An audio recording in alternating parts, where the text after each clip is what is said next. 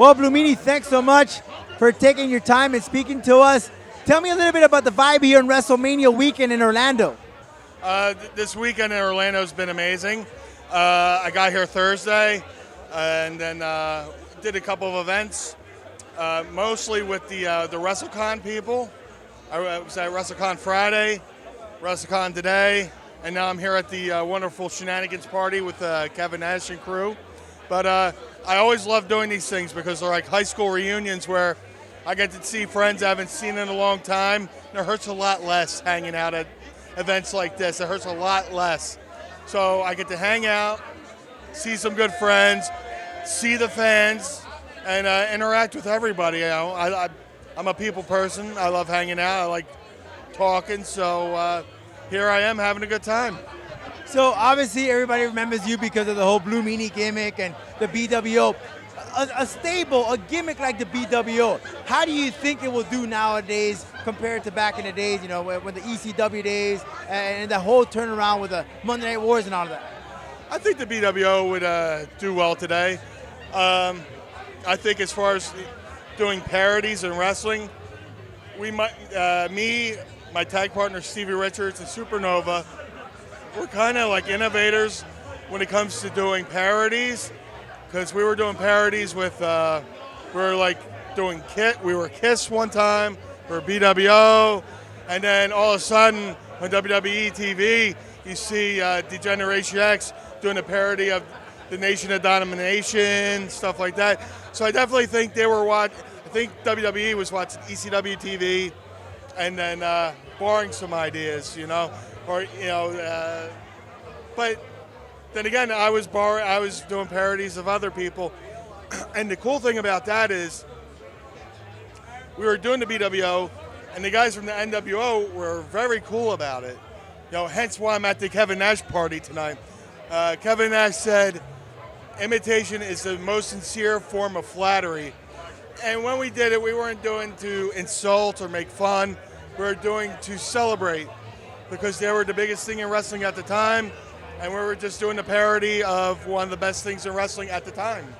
How funny it is, because till this day, 2017, you got the Bullet Club that is still making that gesture of the NWO in Japan and New Japan Pro Wrestling, and you still watch it here in the WWE or everywhere else.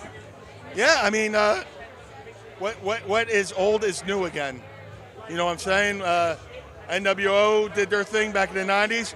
And now the Bullet Club is carrying on that tradition, and like I said, the NWO guys are so cool. They put their personal stamp of approval on with the Too Sweet and the Wolfpack stuff, and it's wonderful. It's beautiful when wrestlers can work together and do a little tip of the cap to each other and pay respects. So the Bullet Club's a great thing, and another 20 years, somebody else will do something similar to that. So what is old is new again. So you're still involved with pro wrestling. You were telling me a little bit about you're still involved with Ring of Honor, teaching some students. Tell me a little bit about what's going on with you. I'm currently one of the 5 coaches at the world famous Monster Factory in Paulsboro, New Jersey. The Monster Factory is one of the world's first wrestling schools. The Monster Factory has trained people like Bam Bam Bigelow, King Kong Bundy, The Big Show, and most currently Sheamus. We have a student in NXT named Steve Cutler. We have a student in Ring of Honor named Damian Martinez, Punishment Martinez, and a tag team called Coast to Coast. And also Matt Riddle, who went from UFC to pro wrestling. We helped guide him. We helped him take his UFC style and make it pro wrestling. He already had the gifts of wrestling, and he has a ton of charisma. We just had to help him re-harness it and redirect it from UFC to pro wrestling, and he's tearing up the globe right now. Tell me about that, because it comes to mind. Kurt Angle was inducted last night, WWE Hall of Fame, Olympic pro wrestler, and then you get guys like a Matt Riddle, who is a UFC fighter, a mixed martial artist. Is there some difficulty or some challenges making that transition from being a mixed martial artist to a professional wrestler? I think if you have the groundworks in amateur wrestling, MMA, you're pretty much set. But the one thing you got to do when you're going from MMA to pro wrestling, when you're in MMA, you're always going forward, forward, forward, kill, kill, kill. In pro wrestling, you got to take a breather and let your opponent sell and tell a story and look to the crowd, connect with the crowd. So when Matt came in, he was kill, kill, kill, just like with Kurt Angle. I had the privilege of working with him at one of the Dory Funk dojos, and the man was a machine.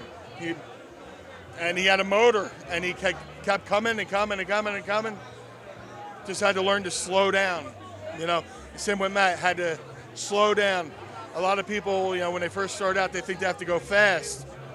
But we say slow down, and if you feel like you're going too slow, slow down even more. And it sounds weird, but it makes sense once you're in the ring, because it's a whole nother mindset. Matt Riddle, of course, is a guy that's transitioning from mixed martial arts to pro wrestling. There's been rumors that maybe Ronda Rousey, Miesha Tate, two mixed martial artists that could transition. Do you think we'll see a lot of this if a lot of mixed martial artists doesn't go too well and they have that charisma, they have that look, they'll be making a lot of transitioning into pro wrestling? Oh my God, yeah. You asked about Miesha Tate. I think she would do phenomenal in WWE. And it's also an option for Ronda Rousey because she already loves the profession. She loves the art of professional wrestling. And it's basically all the same thing. When Matt was in UFC, he said there's a lot of times he probably could have taken an opponent out, but he drugged the fight out so he can win fight of the night and make a bigger check, get that bonus check. Where if he wanted to, he could probably put somebody away. But, somebody like Miesha Tate, she would be a cover girl. She's beautiful and she's tough. Same with Ronda Rousey. She's beautiful and she's tough. And with the whole women's revolution, it would make too much sense. They already have the groundwork. They already have the base for a career in pro wrestling. Just have to learn to translate it from the octagon to the ring. This is The Roman Show.